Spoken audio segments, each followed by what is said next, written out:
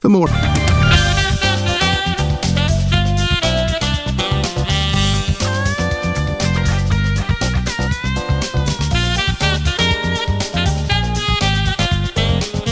On the roadshow, the very best of British. Good bikes for rusty riders, field trials for pickups and rally cars for the road.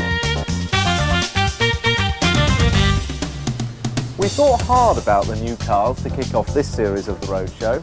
Nothing too flash, nothing overtly expensive.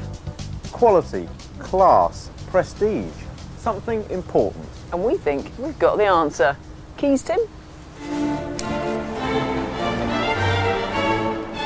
Image-wise, these are the two British front runners, the Rover 75 and the S-Type Jag.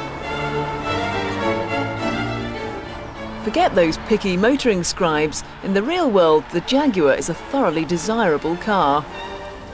But would you shake your head at a new Rover 75? Who knows, if it fails, it might be the end of a very long dynasty.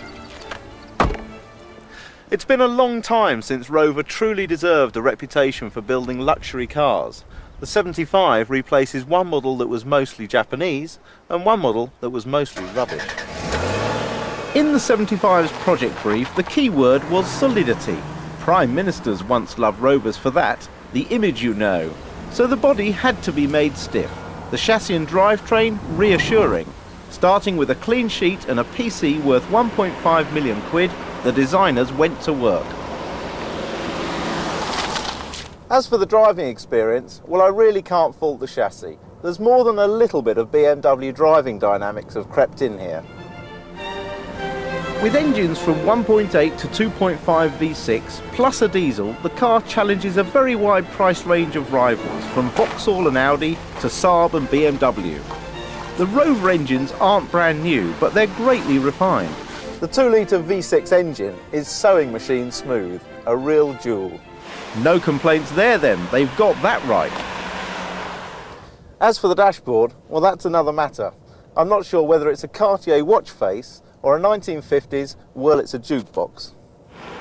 Mind you, it's all a question of taste. Lizzie? As we said, this has to be a persuasive car. If you buy one, you'll want to see shut lines that fit just nicely. The trim must not be wonky or loose. It has to be utterly reliable, not just one, but all of the how many cars they want to sell every year. This Rover cannot be just another old dog. What do you think, Tim? Well, if this car's to succeed, there needs to be a lot of doctors, grandfathers and cabinet ministers out there. Actually, they predict that 28% of sales will go to the fastest growing group of car buyers, women. Well, well.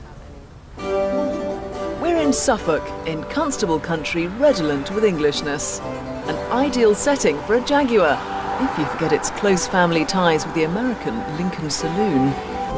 What's on offer is an all-new Jaguar aimed at a new, younger market.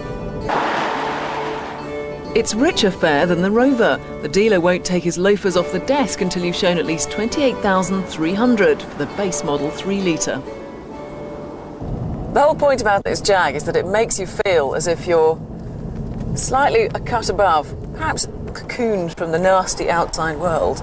Motoring hacks who don't buy these cars anyway have been less than overwhelmed by the Jaguar. But frankly, my dear, I don't give a damn.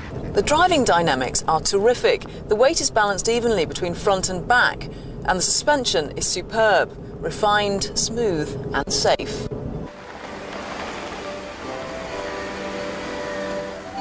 By April '99, they'd signed up 20,000 customers, and 35,000 more already had their noses pressed up against the showroom windows. For anyone who depends on the car industry, rather good news, don't you think? This one's probably worth more like 33,000 with the extras, but they do boast minimal servicing costs. They reckon £900 will see you through 60,000 miles. Plenty will prefer the Jaguar because plenty of people like that Jaguar image. If the car lets itself down, it's inside. Some very cheap plastic bits which will irk you every day. But if you could watch yourself go by instead, there's a wealth of design detail and artistry in the body styling. And oh, I was forgetting. Like a test drive, Tim?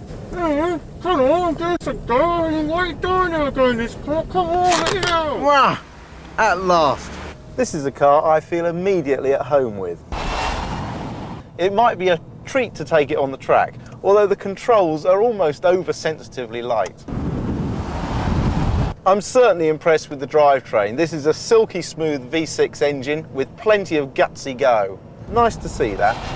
I'd heard a lot about these new Jaguars. After the press comment, I was prepared to prefer a BMW, but you always get character from Coventry, and this S-Type is no exception.